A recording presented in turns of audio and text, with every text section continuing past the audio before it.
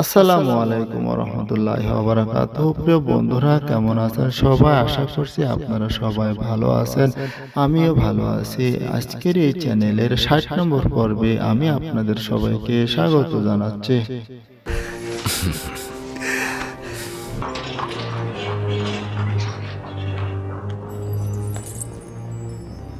মরহুম আমেন হতেবের সময় থেকে আপনারা প্রমাণ করে দিয়েছেন যে নিজেদের মাকসাদে পৌঁছাতে আপনারা যে কোনো কাজ করতে পারেন। আমি আপনাদের কাছে আমার বার্তাবাহক পাঠিয়েছিলাম এই ভেবে যে আপনারা স্বেচ্ছাচারিতা ত্যাগ করবেন। বলেছিলাম আমেন হতেবের ক্রোধ অধিক হওয়ার পূর্বে ক্ষমা প্রার্থনা করুন, কিন্তু আমার সহযোগিতার পরিবর্তে আপনি ষড়যন্ত্র করে আমার পুত্র ও স্বামীকে হত্যা করতে চাইলেন। আপনাদের ষড়যন্ত্রের ফলে বেচারা আপুপিস ফাঁসিতে ঝুলল। বানু, আপনি রাগান্বিত হয়ে আছেন। হাকিকত মূল হলো এটাই যে আমুন খোদাকে নিয়ে তুচ্ছ তাচ্ছিলের কারণে আপুপিস নিজেই বাচ্চাকে হত্যা করতে চেয়েছে। যাই বলুন না কেন, সিদ্ধান্ত দেওয়ার মালিক আমার পুত্র আমেন হতেব। আমি তার কাজে হস্তক্ষেপ করতে পারি না।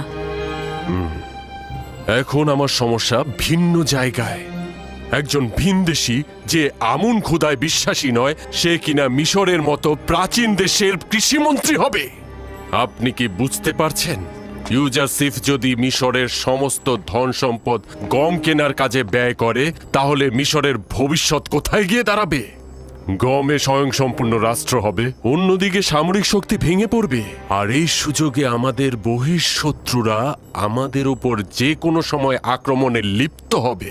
একজন ভিনদেশী জওয়ান এসে তার মতো করে খোয়াবের ব্যাখ্যা করলো, আর সবাই তা মেনে নিল। এটা কি ঠিক? রাষ্ট্র চালাতে তাকে কৌশলী হতে হয়। রাষ্ট্র চালাতে গেলে শক্তির দরকার হয়, বুদ্ধির দরকার হয়। সময় আছে এখনো, ভেবে দেখুন। আর যদি দুর্ভিক্ষ এসেও যায়, রাষ্ট্র কি সবাইকে বসিয়ে বসিয়ে গম খাওয়াবে? রাষ্ট্র তো কোনো লঙ্গরখানা নয়, বরং এতে জনগণ নিশ্চিন্ত হয়ে হাত পা গুটিয়ে বসে থাকবে। এই যুবক আমাদের মিশরকে একেবারে ধ্বংস করে ছেড়ে দেবে। এবার ভাবুন কি করবেন। ধরে নিচ্ছি আপনার কথা সঠিক, কিন্তু আমার করণীয় কি? অনেক কিছুই করার আছে। আপাতত জওয়ান আমেন হতেবকে সবকিছু বুঝিয়ে বলুন। আমাদের দেশের জ্ঞানী, গুণী, অভিজ্ঞ ও বিচক্ষণ ব্যক্তিরা কি মরে গেছে যে একজন ভেড়া চড়ানো ভিনদেশীর কাছে আমাদের হুকুমত অর্পণ করতে হবে? কিন্তু আমেন হতেব ইউজারসিফকে ভালোবাসে। মনে হয় না আমার কথায় কোনো লাভ হবে। যদি জানতে পারেন যে ইউজারসিফ এই সাম্রাজ্যের অধিপতি হতে চায়, তাহলে কি করবেন? আর সেটা করতে গিয়ে সে যদি জওয়ান আমেন হতেবকে হত্যা পর্যন্ত করে ফেলে, তখন হয়তো আপনি আমার কথা বিশ্বাস করছেন না। তবে আমি নিশ্চিত যে এই যুবক আমাদের বিরুদ্ধে কোনো নীল নকশা নিয়ে এখানে এসেছে। ভয়ঙ্কর কিছু ঘটার আগে সাবধান হন। অনুরূপ খেয়াল করছেন না বানু? এক গাদা সাজাপ্রাপ্ত আসামিকে জাবিরা কারাগার থেকে নিয়ে এসেছে এবং মন্ত্রণালয়ের বিভিন্ন কাজে ন্যস্ত করেছে। তার মানে কি আমাদের কি হরেন হোপের ন্যায় সাহসী আর বীর পুরুষ নেই? আমি শুধু আপনাকে সাবধান করতে পারি বানুতি, বাকি সিদ্ধান্ত আপনার। উত্তম হচ্ছে এই চার দেয়ালের কথা যেন বাইরে না যায়, কেননা এটা নিয়ে আবার দেখা যাবে তত্ত্ব বিশ্লেষণ ব্যাখ্যা শুরু হয়ে গেছে। পরে হয়তো বলবে আমি ষড়যন্ত্রকারী।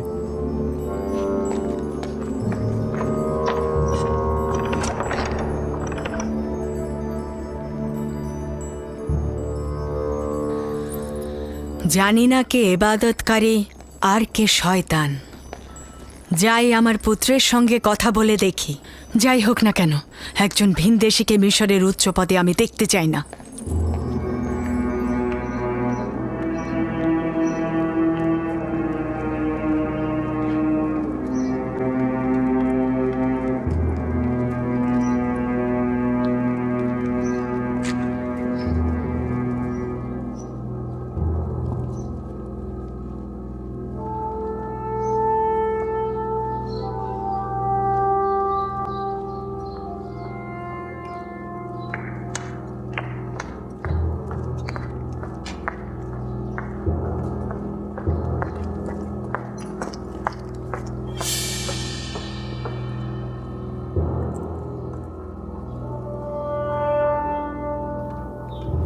ইরানুস,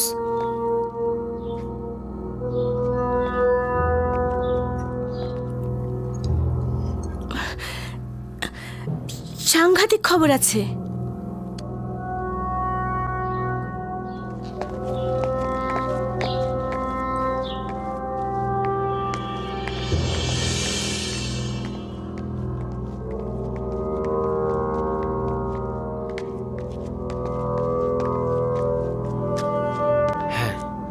বলো, কি হয়েছে?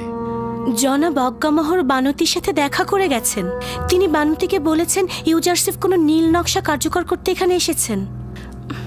ক্ষমতার লোভে ইউজারসিফ নাকি জোয়ান আমেনহোতেবকে হত্যা করবেন। তুমি একদম নিশ্চিত থাকো, আমি ইউজারসিফকে এই কথা বলবো। মনে হলো বানতিও তা বিশ্বাস করেছেন, আর অজ্ঞামোহর আমাকে নিষেধ করেছেন আমি যেন কাউকে না বলি। বানুতির দিকে লক্ষ্য রেখো। ঠিক আছে, এখন তুমি চলে যাও। কেউ দেখে ফেলার আগে তোমার এখান থেকে চলে যাওয়া উচিত।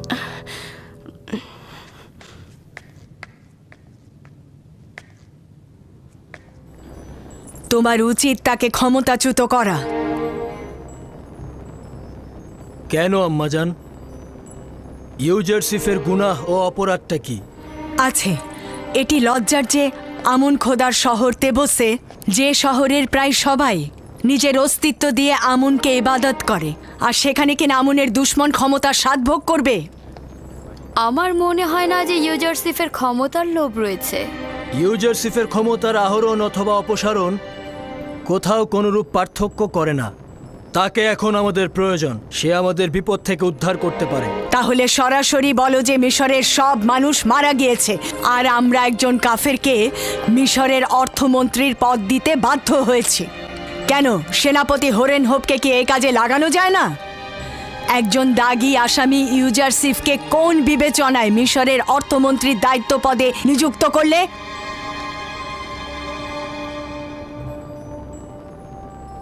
আমি হরেনহোপকে ভালোবাসি এবং তার সামর্থ্য সম্পর্কে অবগত, কিন্তু সবাইকে সব কাজের জন্য তৈরি করা হয়নি। এছাড়াও জাভিরা কারাগারে আসামিরা ইউজারসিফের কারণেই সংশোধিত হয়েছে। দাগী আসামি সব সহজ কথা নয়। এই কারাবন্দীরা নিজেদের ভুলের জন্য অনুশোচনাগ্রস্ত এবং এখন ওরা যোগ্যতা সম্পন্ন কর্মকর্তা। আমি তোমার আব্বাজানের সময়কাল দেখেছি এবং মিশরের হুকুমতের শুরু থেকেই ছিলাম। আমি যা কিছু বলছি তোমার ও মিশরের কল্যাণের জন্যই বলছি। ইউজারসিফ তোমার সরলতা ও বিশ্বাসের সুযোগ নিচ্ছে। 7 বছর ধরে গম ক্রয় করার অর্থ কি তুমি বুঝতে পারছো না? এতে মিশরের রাষ্ট্রীয় কোষাগার শূন্য হয়ে যাবে। এতে করে আমাদের সামরিক শক্তি হ্রাস পাবে এবং বহিঃশত্রুর আক্রমণ বৃদ্ধি পাবে। কৃষকদের মাঝে যদি রাষ্ট্রীয় জমি বিতরণ করা হয়, তাহলে তোমার ভবিষ্যৎ কোথায় গিয়ে ঠেকবে বুঝতে পারছো না? আপনার চিন্তা সঠিক। যদি ইউজারসিফ আমার উপস্থাপিত বিষয়বলির সঠিক উত্তর দিতে অক্ষম হয়, তাহলে অবশ্যই পদচ্যুত হবে। তাকে কোনরূপ ছাড় দেয়া হবে না। আমি আপনাকে কথা দিচ্ছি। আমি আমার কথাগুলো বললাম, বাকিটা তোমার বিবেচনা। এমনও সম্ভাবনা আছে যে ক্ষমতার লোভে পড়ে সে তোমাকে হত্যা পর্যন্ত করতে পারে। এইটা আবার কে ভবিষ্যৎবাণী করলো? এটা শুধু আমার কথা নয়, ইবাদতখানার খাদেমরাও এ শঙ্কাই করছেন।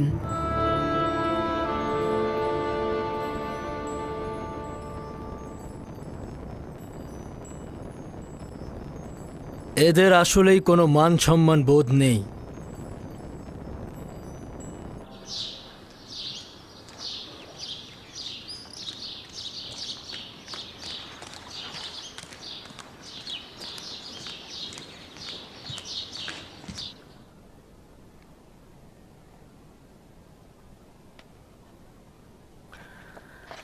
এত অল্প খাদ্য ভাণ্ডার নিয়ে এই দুর্যোগ মোকাবেলা করা সম্ভব নয়। ইসমুত, তুমি একজন কোষাধ্যক্ষ হিসেবে তোমার উচিত ছিল আরও কর্মতৎপর হওয়া।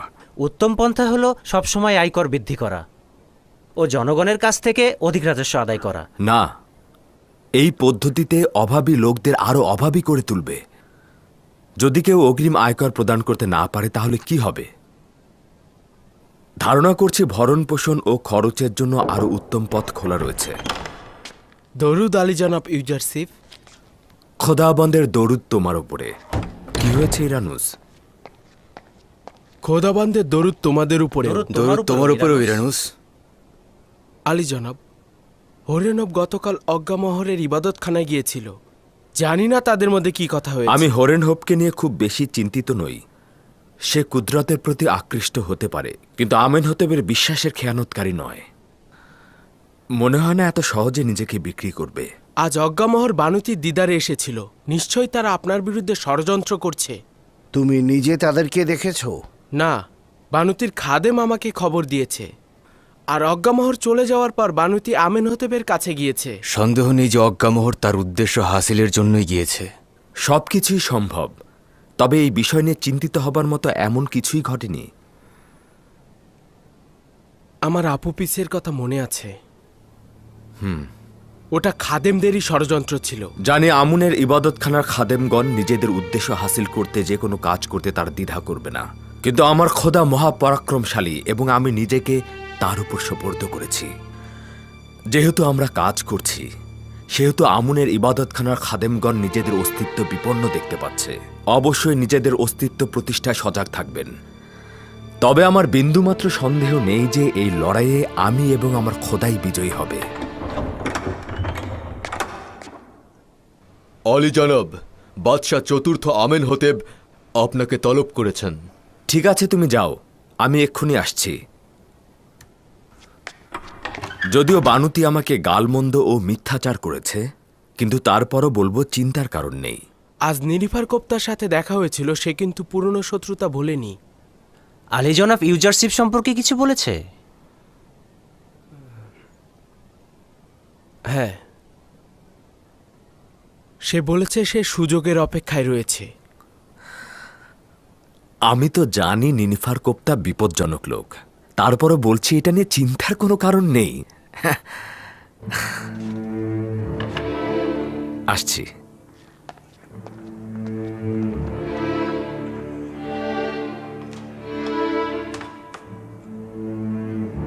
আলী জনাব ইউজারশিপ প্রবেশের অনুমতি চাইছে।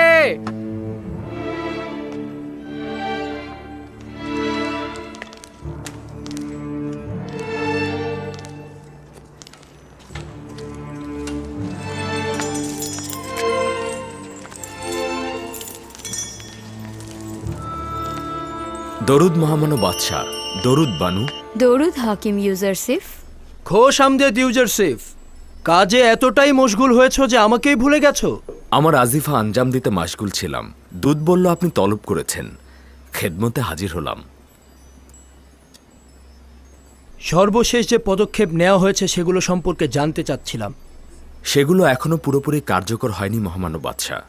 আমাদের তথ্য সংগ্রহ এখনো পরিপূর্ণ হয়নি। এখন পদক্ষেপে ফায়দা হবে না। আগে জানা উচিত মিশরের জনসংখ্যা কত, নারী এবং পুরুষের সংখ্যা কত, বড় এবং ছোট মিলিয়ে কতজন, এবং এই সংখ্যা শহরে কেমন, কতজন শহরে বাস করে আর কতজন গ্রামে বাস করে, কতজন কৃষি কাজ করে, কি পরিমাণ জমি কৃষিকাজে ব্যবহৃত হয় এবং সেটা কোন অঞ্চলের। এগুলো জানার পরে পরিপূর্ণ পদক্ষেপ নিতে পারবো। চাষাবাদযোগ্য জমিগুলো নীলনদের আশেপাশেই রয়েছে, এটা পরিমাপ করা খুব বেশি মুশকিল নয়। আসলে যে জমিগুলোর পাশে জলধারা রয়েছে তার সবগুলি চাষাবাদযোগ্য। এই নিয়ামতে 7 বছর শুধু নীল নদী পানিপূর্ণ থাকবে না, মহান খোদাবন্দের ইচ্ছায় বৃষ্টি পুরো মিশর দেশের তৃষ্ণা মিটিয়ে দেবে। তোমার একত্ববাদী খোদা কি আমাদের জন্য কাজ করবে? মিশরের জন্য কি 7 বছর বৃষ্টি ঝরাবে? এতে করে সমগ্র মিশর চাষাবাদের উপযোগী হয়ে উঠবে। আমাদের উচিত সমস্ত কৃষককে বলা যতটুকু সম্ভব গমের চাষাবাদ করতে। আমরা তাদের চাহিদার অতিরিক্ত অংশ উপযুক্ত মূল্য দিয়ে মিশরের হুকুমতের জন্য ক্রয় করব। গম কেনার এ সকল পুঁজি কোথা থেকে সংগ্রহ করব? প্রথমত কর আরোপের অব্যাহতি থেকে, এবং দ্বিতীয়ত জমির মূল্যে গম ক্রয়ের মাধ্যম হতে। যে যতটুকু গম মিশরে হুকুমতে জমা রাখবে সে ঠিক ততটুকু জমি পাবে এবং সেখানে কাজ করবে। এই জমিগুলো ইতিহাসের ধারাবাহিকতায় হুকুমতের পৃষ্ঠপোষকতা করেছে এবং মিশরের বাদশাদের ক্ষমতার জিম্মেদার হয়েছে। ওগুলো দান করে দেওয়া কি ঠিক হবে? তাদেরকে জমি হস্তান্তর করলে আমাদের হুকুমত দুর্বল হয়ে যাবে। আপনার কিন্তু উচিত আমুনের ইবাদতখানার সকল ধন সম্পদের উপর মালিকানা প্রতিষ্ঠিত করা। 3000 বছর অতিক্রান্ত হয়েছে, অথচ এখনো কেউ আমুনের ধন সম্পদ খাদেমদের কাছ থেকে উদ্ধার করতে পারেনি। আমরা কারো কাছ থেকে জোর করে কোনো কিছু গ্রহণ করব না, তারা নিজেরাই হস্তান্তর করবে।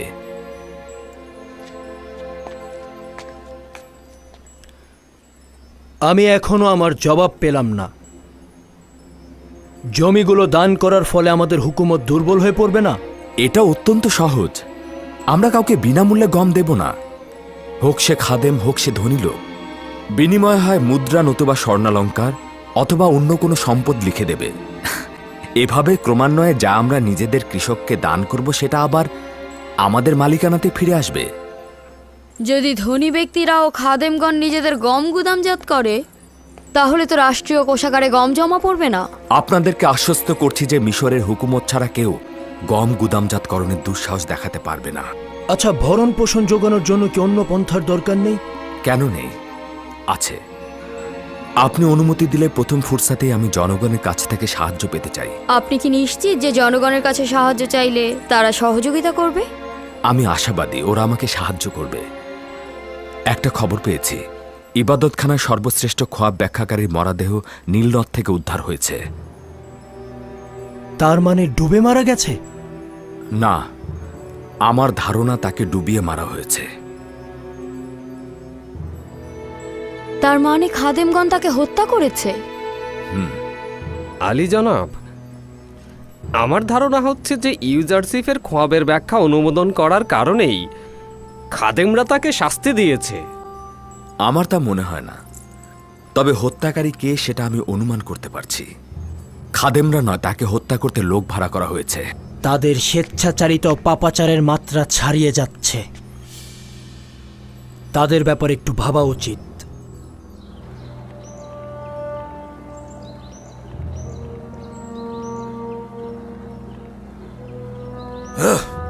জনগণ একজন কাফেরের খেলনা বস্তুতে পরিণত হয়েছে। একজন বাদশাহ তার খোয়াবের অন্বেষণ করতে গিয়ে সাধারণ জনগণের উপর কি দুঃস্বপ্নই না ডেকে আনছেন।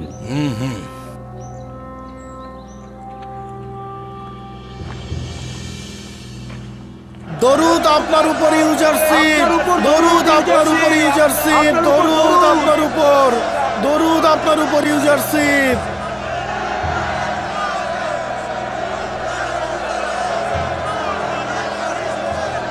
এবার আমার পুরুষ ভাইদেরকে একটু বলি, আল্লাহ নবীর সাহাবীরা কেমন ছিলেন, কেমন উদার মনের মানুষ ছিলেন। আল্লাহ নবীর সাহাবী রাদিয়াল্লাহু তাআলা আনহুম আজমাইন তারা কেমন ছিলেন। আল্লাহ রাসূল সাল্লাল্লাহু আলাইহি ওয়াসাল্লাম তাবুকের যুদ্ধের ব্যাপারে সাহাবীদেরকে বললেন, ও আমার সাহাবীরা, তাবুকের যুদ্ধের দামামা বেজে উঠেছে, তোমাদের সকলকে দুইটা জিনিস দিতে হবে। যেমন বিশ্বের মধ্যে বর্তমান অন্যান্য ধর্মের মানুষ যারা লড়াই করে, যেই ধর্মের মানুষ হোক না কেন, যখন লড়াই করে সংগ্রাম করে তখন দুইটি জিনিস লাগে, একটি হচ্ছে জান আর একটি হচ্ছে মাল। কয়টি জিনিস সবাই বলেন? জান দিলেন, মাল দিলেন না, লড়াই হবে। মাল দিলেন, জান দিলেন না, লড়াই হবে। জান মাল দুইটা দিয়েই পৃথিবীর সব ধর্মের মানুষেরা লড়াই করে। এটা আল্লাহ নবী করেছেন। কোন ঠিক? তাবুকের যুদ্ধের জন্য রাসূলুল্লাহ সাল্লাল্লাহু আলাইহি ওয়াসাল্লাম তিনি কি করলেন? তিনি সাহাবা আজমাইনদেরকে বললেন, তোমরা সবাই দান সাদাকা করো, তোমরা দান সাদাকা করো। এবার দান সাদাকার প্রতিযোগিতা শুরু হলো। তৎকালীন যুগে প্রত্যেকটি আমলের প্রতিযোগিতা হতো, নামাজের প্রতিযোগিতা হতো, রোজার প্রতিযোগিতা হতো, দান সাদাকার প্রতিযোগিতা হতো, ময়দানে লড়াইয়ের জন্য প্রতিযোগিতা হতো। কারণ সুবহানাল্লাহ। যদি বলেন কিভাবে? মাআজ আর মুআজ, আমি বেশি লম্বা করতে পারছি না। মাআজ আর মুআজ দুই ভাই, 13 থেকে 14 বছর, 13-14 বছরের দুই ভাই, ময়দানে লড়াই হবে। আল্লাহ নবী বলেছেন যেতে হবে। মাআজ আর মুআজ আপনার হচ্ছে ফিতার নিচেই দাঁড়াচ্ছে, মাপ দিতে হবে। ছোট ভাই বলছে, ভাই আমি যদি মাপে খাটো হয়ে যায়, শক্তিতে যদি না পারি, তাদের ভিতরে লড়াই লাগিয়ে দিবেন আল্লাহ নবী, তাহলে তুমি ইচ্ছা করে একটু তলে পড়ো, আমি উপরে উঠে যাব। আর যখন দাঁড়িয়েছে তখন পাটা উচ্চ করে ডিঙ্গি মেরে দাঁড়িয়েছে ময়দানে যাওয়ার জন্য। আর আজকের যুবকরা কোন ময়দানে যাচ্ছে? আমার যুবক ভাইরা, 13-14 বছর, 15-16 বছরের যুবক ভাইরা, তোমরা কোথায় চলতেছো? ফ্রি ফায়ার, পাবজি গেম, এই ধরনের স্মার্ট সেট বর্জন করে তোমাদেরকে আগামী কাল কোরআন হাতে নিতে হবে, রসুলের জীবনী আর রাহিকুল মাখতুম করতে হবে। রসুলের জীবনী পড়ো, কোরআন পড়ো, তোমার জীবনটা ধন্য হবে, সমাজের মধ্যে তোমার মান সম্মান মর্যাদা বেড়ে যাবে ওমরের মতো। সুবহানাল্লাহ।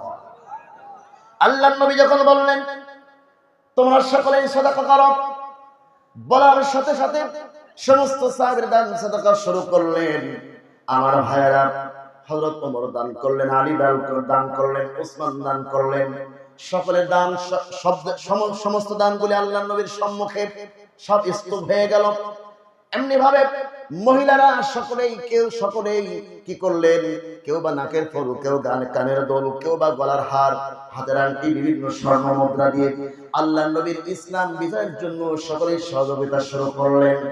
ঠিক এমন সময় আল্লাহর নবী বলছেন, আমার সাহাবীরা, আমি সকল সাহাবীকে দেখতেছি সকলেই সকলকে দান করলেন। কেউ বলতেছেন আমি বাড়ি থেকে অর্ধেক সম্পদ এনেছি, কেউ বলেছে আমি 2 ভাগের 1 ভাগ এনেছি, কেউ বলেছে আমি 2 ভাগের 2 ভাগ এনেছি, 1 ভাগ রেখে এসেছি। এক একজন এক এক রকম বর্ণনা করছেন। কিন্তু এমন সময় দেখলেন আল্লাহর রাসূলের প্রিয় সাহাবী, বাল্য বন্ধু, আল্লাহর নবীর একজন সাহাবী, বাল্য বন্ধু, যেই ব্যক্তি আল্লাহর নবীর ওফাতের পরে সর্বপ্রথম তাকে খেলাফতের দায়িত্ব দেওয়া হয়েছিল, তার নাম কি? সবাই বলেন কি নাম? আবু বকর। তার জীবনী পড়লে আপনি বুঝতে পারবেন কেমন মানুষ ছিলেন। যে মানুষটি দুনিয়ার মধ্যে দুনিয়ায় বেঁচে থাকতে জান্নাতের সার্টিফিকেট দিয়েছেন আমার আল্লাহ, সুবহানাল্লাহ। আমার ভাইয়েরা, যে আবু বকরের জিন্দেগি বলে শেষ করতে পারবো না, সেই আবু বকর তিনি আল্লাহর নবীর সম্মুখে আসলেন। আল্লাহর নবীর সম্মুখে আসার পরে আল্লাহর নবী লক্ষ্য করে দেখলেন আবু বকরের চোখে পানি, দাড়ি মোবারকটা ভিজে যাচ্ছে। আল্লাহর নবী জিজ্ঞাসা করলেন, আবু বকর তুমি কাঁদো কেন? তোমার চোখে কেন পানি? তখন আবু বকর বললেন, ইয়া রাসূলুল্লাহ সাল্লাল্লাহু আলাইহি ওয়াসাল্লাম, অমুক অমুক সাহাবী এত সম্পদ দান করেছেন, আমার বাড়িতে যাবতীয় সম্পদ বলতে কিচ্ছু নাই। আমার বাড়ি যাই ছিল কয়েক দিরহাম টাকা আর কয়েক কেজি গম ছিল, সব আপনার কদম মোবারকে হাজির করে দিয়েছি। আমার বাড়িতে যাবতীয় সম্পদ বলতে কিচ্ছু নাই, আপনি আর আল্লাহ, আমার বাড়িতে আর কেউ নাই। আল্লাহর নবী সমস্ত সাহাবীদেরকে কি বললেন? ও আমার সাহাবীরা, তোমরা সকলেই শোনো, তোমরা সকলেই মিলে যে দান করেছো, যে সাদাকা করেছো, সকলের দানের তুলনায় আল্লাহ পাক রব্বুল আলামিন আবু বকরের দান সব চাইতে বেশি গ্রহণ করে নিয়েছেন, বেশি খুশি হয়ে গিয়েছেন। সুবহানাল্লাহ।